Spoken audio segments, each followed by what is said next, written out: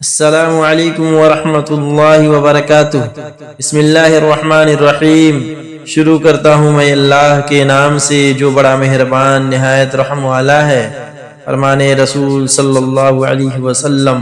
حضرت ابو ہریرہ رضی اللہ تعالی عنہ سے روایت ہے کہ رسول اللہ صلی اللہ علیہ وسلم نے فرمایا، کیا میں تمہیں ایسی چیز سے آگاہ نہ کروں جس کے ذریعے سے اللہ تعالی گناہ مٹا دیتا ہے اور درجات بلند فرماتا ہے؟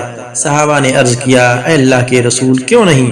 آپ صلی اللہ علیہ وسلم نے فرمایا، ناگواریوں کے باوجود اچھی طرح وضو کرنا، مساجد تک زیادہ قدم چلنا، ایک نماز کے بعد دوسری نماز کا انتظار کرنا، سو یہی رباط یعنی شیطان کے خلاف جنگ کی چھاونی ہے۔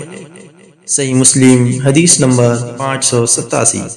رسول اللہ صلی اللہ علیہ وسلم نے فرمایا، جب تم میں سے کوئی اپنی مسجد میں نماز با جماعت ادا کر لے تو اپنی نماز میں سے اپنے گھر کے لیے بھی کچھ حصہ رکھے، کیونکہ اللہ اس کے گھر میں اس کے نماز پڑھنے کی وجہ سے خیر اور بھلائی رکھ دے گا۔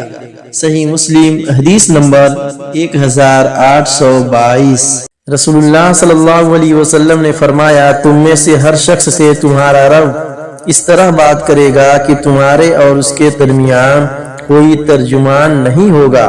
وہ اپنے دائیں طرف دیکھے گا اور اسے اپنے اعمال کے سوا اور کچھ نظر نہیں آئے گا۔ وہ اپنے بائیں طرف دیکھے گا اور اسے اپنے اعمال کے سوا کچھ نظر نہیں آئے گا۔ پھر اپنے سامنے دیکھے گا تو اپنے سامنے جہنم کے سوا اور کوئی چیز نہ دیکھے گا۔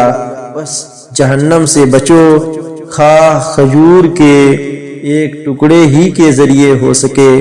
صحیح بخاری حدیث نمبر 7512۔ رسول اللہ صلی اللہ علیہ وسلم نے فرمایا کہ جب تم میں سے کوئی ایسا خواب دیکھے جسے وہ پسند کرتا ہو تو اللہ کی طرف سے ہوتا ہے، اس پر اللہ کی حمد کرے اور اسے بتا دینا چاہیے۔ لیکن اگر کوئی اس کے سوا کوئی ایسا خواب دیکھتا ہے جو اسے ناپسند ہے تو یہ شیطان کی طرف سے ہوتا ہے، بس اس کے شر سے پناہ مانگے اور کسی سے ایسے خواب کا ذکر نہ کرے، یہ خواب اسے کچھ نقصان نہیں پہنچا سکے گا۔ صحیح بخاری حدیث نمبر 6985۔